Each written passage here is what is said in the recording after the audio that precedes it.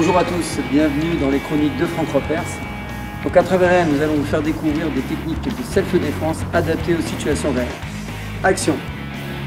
En quelques instants, donc, vous allez voir que certains blocages sur arme blanche, qui pourtant fonctionnent bien à la salle, sont pour moi suicidaires. Donc maintenant, nous allons voir les blocages à proscrire sur le type attaque au couteau normal, de ce type.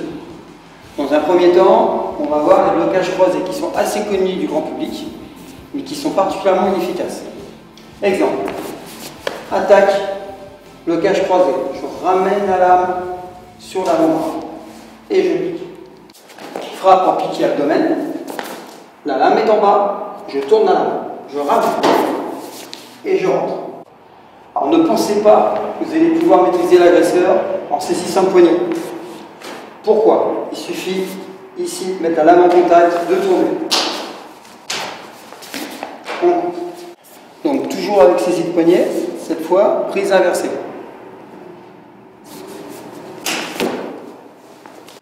Donc là ici je pique, pas de panique, on change de main et on pique.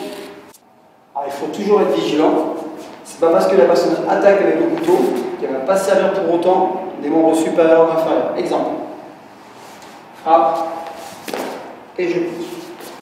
Attaque haute, blocage. Je peux très bien continuer à tourner. Attaque basse, donc retrait du buste.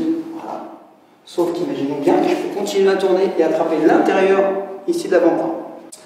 Alors souvent en démonstration, ou souvent on voit ça chez les débutants, on est tenté de mettre des coups de pied pour garder la personne à distance, en cas d'une attaque au couteau. Ou alors on pense qu'avec les membres inférieurs, avec la longe, on va pouvoir essayer de maîtriser, voire enlever le couteau. Une grosse erreur. Exemple, sur un coup de pied direct, je suis ici, on coupe. Sur, par exemple, un coup de pied en cuillère, on retrouve souvent, on coupe aussi.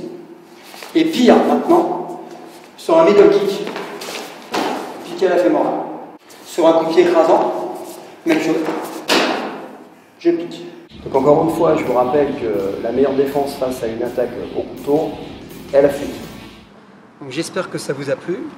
Donc, je vous invite à liker, commenter, partager. Et je vous donne donc rendez-vous dans un prochain épisode des Chroniques de Franck Ropers.